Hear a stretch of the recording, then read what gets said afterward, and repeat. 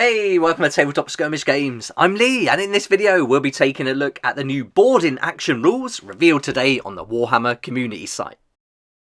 With the first of the new Arcs of Omen books, Abaddon, being available to pre-order real soon, it's starting to kick off now for this new season of Warhammer 40k, and the board in actions are going to be a big part of that. We had a look at the mission pack earlier on last week where we saw some of the new detachment rules, which I think are fantastic and set us up for some really nice army lists. But now we're going to have a look at just what we can do with board in actions, and there's a new detachment called a board in patrol detachment that we'll be using to play these smaller games in the confines of the Space Hulks.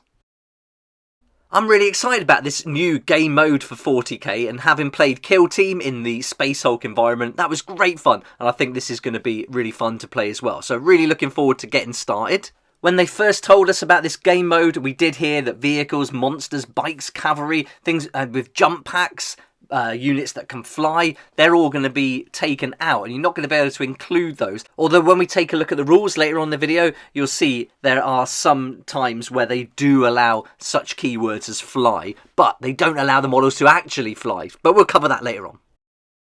Here we can see the board in patrol detachment and how it's different to the regular detachment rules. Now we're losing a lot of units now, and so this is really all designed around HQ, troops and elites. So here you've got an option to take 3 troops and no HQ and no elites, or you could take 3 elites, no troops, no HQ, or you could take a HQ, 3 troops and 3 elites. So you've really got lots of options here. I think it's going to be great for some armies in particular. Astra Militarum stands out right away to me. Really looking forward to putting together some lists with them. But even though this is the board and patrol detachment layout, there are some instances where you can take in fast attack units, you can even take in some heavy units, and so they're going to be different for each faction. Let's have a look at those differences now, and if you go to the article you'll see this download button, click on that and it opens up a PDF, and this is the Board in Actions Mustering Rules 1.0. Now these aren't the full rules, these are just to get us started so we can start putting our army list together, but it says in the article that each of the Arcs of Omens books will contain specific tweaks to board in patrol detachments for a number of factions, plus enhancements and stratagems to use. But I'm really glad they put out this PDF so we can actually get started, put some lists together and see some of the differences that each of the factions are going to get. And some of them are really good actually, so I'm really happy. I mostly play Space Wolves, Imperial Fists, and the Astra Militarum and Chaos Space Marines, and so I'll be looking to put together some fun lists for each of those. And I think for them specifically, they've put together some really nice variations here. So each faction is going to get a couple of paragraphs, and the faction here for the Adeptus Custodes is an example. First of all, you're going to get the mustering board in patrol rules, and this is going to give you some do's and don'ts, things you can include, things you can't include, any special units you can bring in. Maybe you can bring in a unit with the fly keyword, although they won't be allowed to fly, or you can bring in a heavy unit, something like that. Then you've got the rules adaptations at the bottom. And this is where you're going to find any changes to the codex for the faction that you play.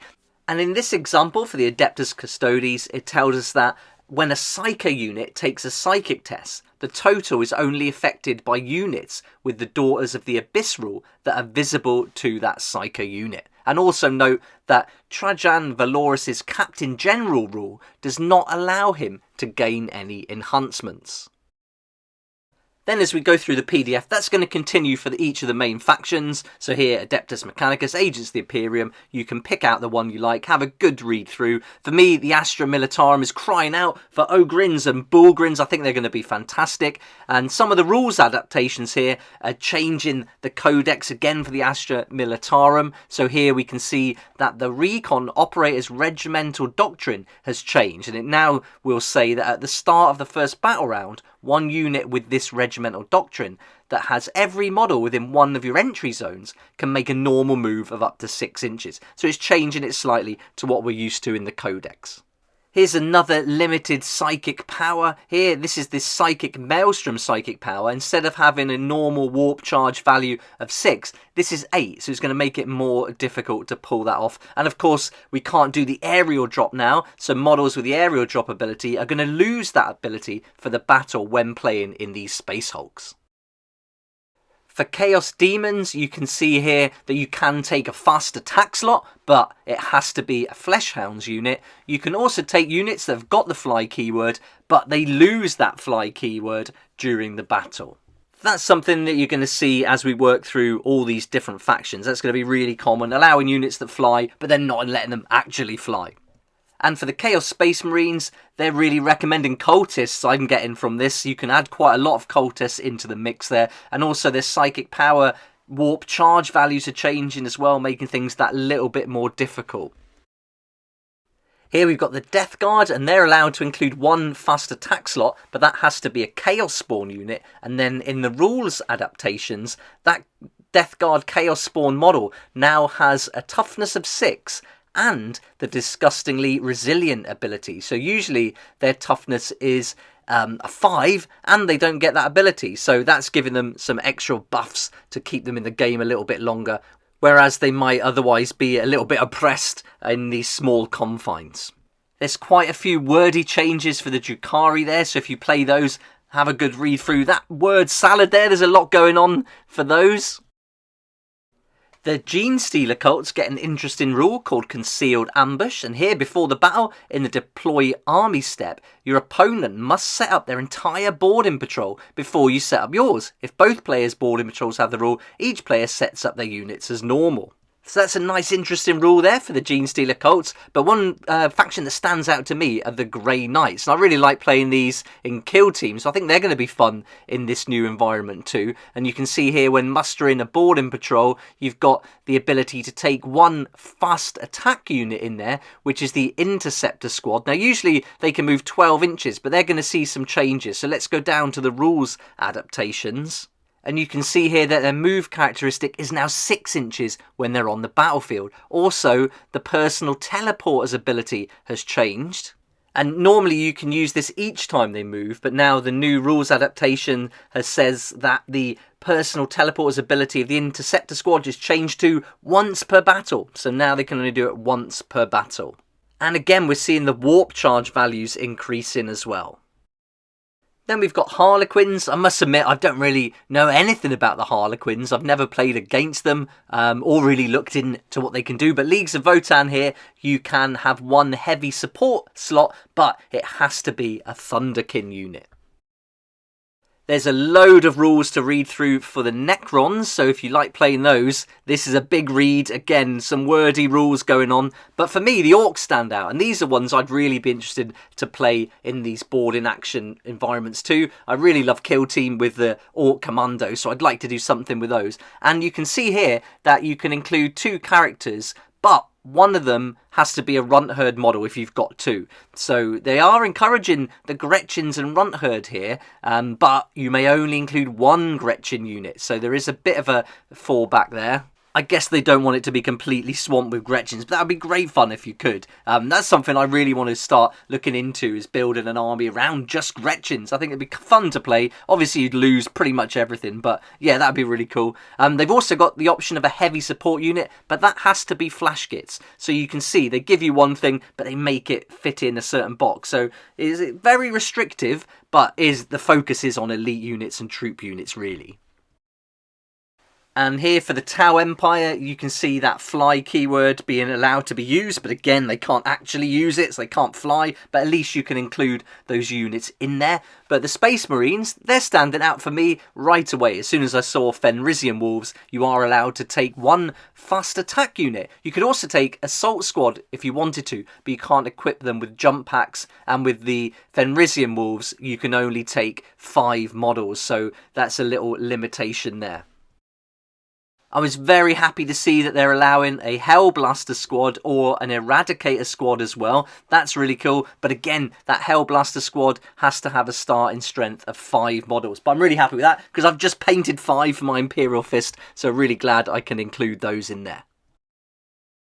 And then we've got the Thousand Suns, and nice to see that their warp charge value has also changed, although it probably won't affect them that much. But there is a big emphasis here on reducing the psychic powers, so that's really interesting. And then Tyranids, there's quite a lot going on for the Tyranids, so a good chunk of rules there to read through. But you can see they're allowing lots of different units with that fly keyword again, but removing the option for them to actually fly.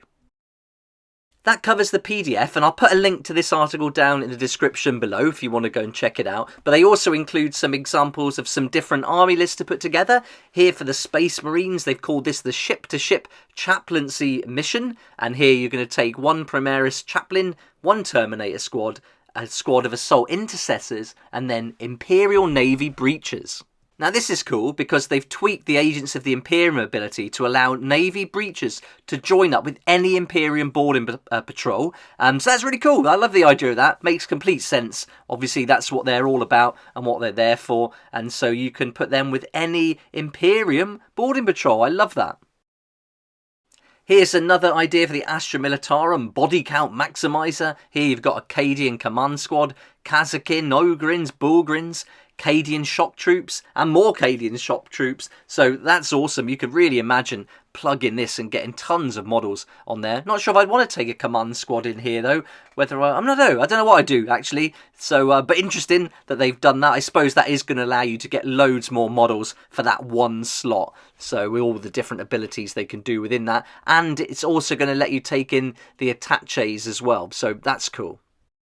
And finally, they've put together an army list for the Eldari called Plunder Committee, Prince Iriel, Corsair Vordsguard for the elite, and then for the troops you've got the Corsair Voidbreakers, 2 units of those. It says here they've given them lots of power swords, and that comes to 499 points, so each of these is going to be under 500 points. I'm really looking forward to seeing the missions that we're going to get for this. I love the idea of it. Playing in the environment of the Space Hulk is just awesome, and so it's going to be really fun. I also like small armies. 500 points is really fun, especially if you've got lots of units to choose from. You can put together lots of cool combinations and see how they do. I think that's a really fun way to play the game, so can't wait to get started with this. This could be a great time to pick up one of these new Space Marine box sets. Really good value. They've got some nice units in there that I think a lot of them would fit in with what we've seen. Obviously, this one won't for the White Scars, and you're missing quite a lot with the Iron Hands. But when you look at the next one, the Salamanders, I think a lot of these could be played. So this could be quite a good way to go.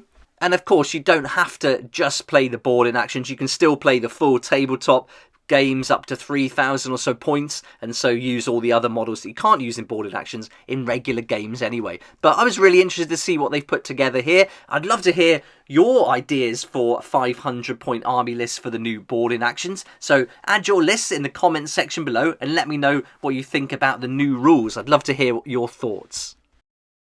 Thanks so much for watching the video. I hope you enjoyed this little glimpse into what's coming for the new rules for the new season, and especially for the boarding actions. I think it's going to be really interesting for the game. Yeah, thanks again for watching. If you did like the video, please hit the like button, subscribe for more videos like this one, and don't forget to hit that notification bell too to join me here next time on Tabletop Skirmish Games.